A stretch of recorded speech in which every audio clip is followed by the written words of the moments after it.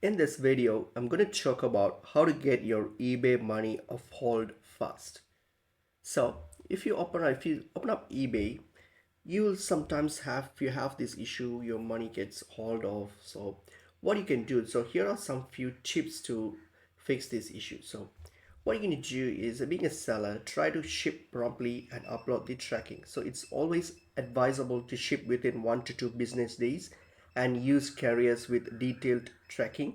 And then once you're done, mark the shipment in your seller hub, mark it as shipped. So okay, so when you do these, like, this often reduces the whole to like 24 hours even after delivery confirmation. So you can just try to get the shipping done. There is no issue. Try to get it shipped and update it, keep it updated as soon as possible.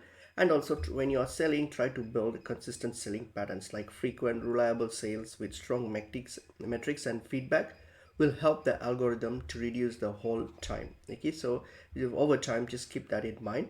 And also verify your account and bank details. So on your seller hub here, so check your bank details, double check the accuracy on your bank routing, account numbers and everything, and then watch for the micro deposits and confirm them properly. So make sure that your bank is verified and everything so that you don't have issues.